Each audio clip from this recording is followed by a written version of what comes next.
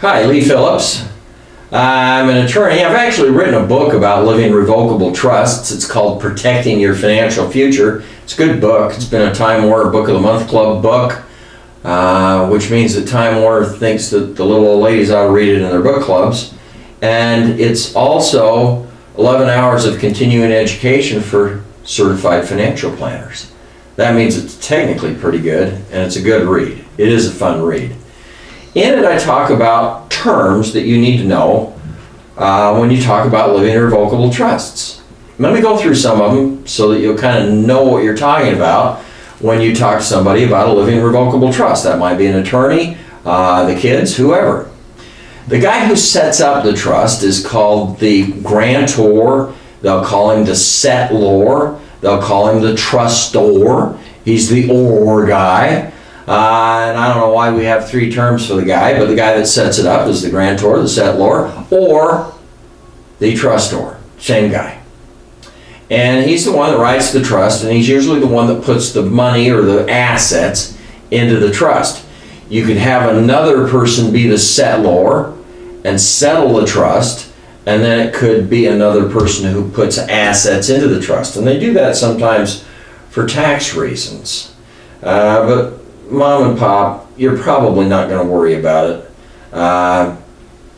Sometimes they'll do it for asset protection purposes so that we don't have what's called a self-settled trust. That's a trust that you are the settlor yourself. And basically the law says that you can't have a self-settled trust which separates you from the assets and protects them from your creditors.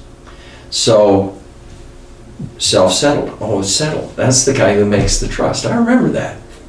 The guy who is the manager of the trust is called the trustee. And basically, there's only one word for that guy. He's the trustee.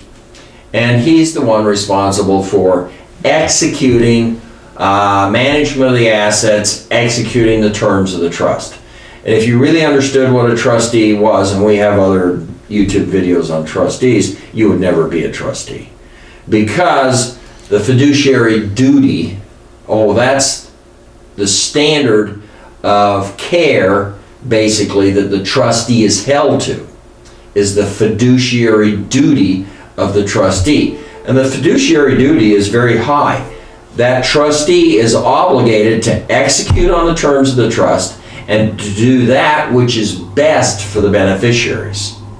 So it is it's one of the most well-defined standards in the law, and it's a high standard. It's a real high standard. The beneficiary is the guy who gets the benefit of the trust. You can have numerous beneficiaries, you can have one beneficiary, and he's kind of got one name, and that's the beneficiary. You could think of him in your estate planning, your living revocable trust, as the heir.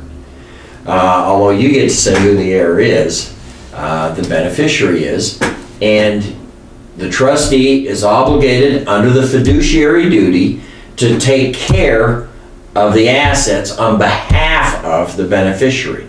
Beneficiary doesn't own the assets, the trust owns the assets. Technically, actually, the assets are owned by the trustee in their capacity as trustee.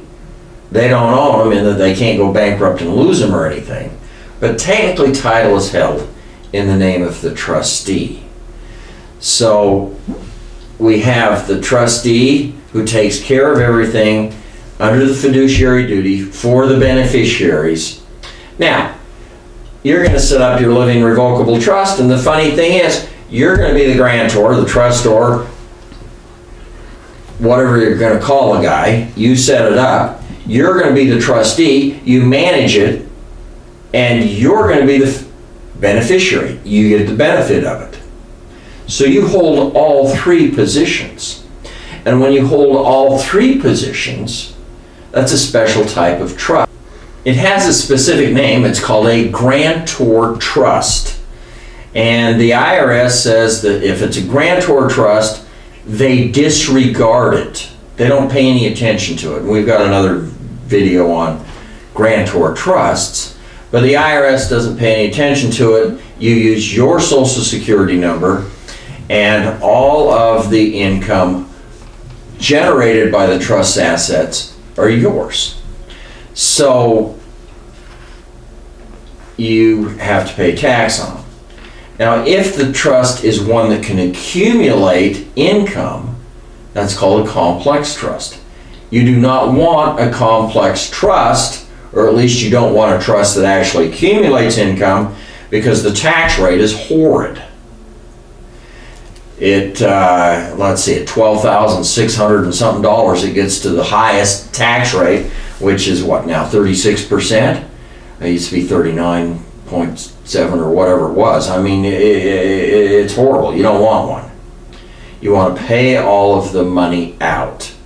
If it's one that requires all the money to be paid out and can't accumulate money within the trust, then it's called a simple trust. Complex trust, simple trust. These are some of the terms that you're going to run into when you work with trusts. So you might as well understand what they're talking about. Oh, one more. The property in the trust is the corpus of the trust, or the trust estate. Those two terms are used for that regularly. Anyway, Lee Phillips talking about terms in living revocable trusts.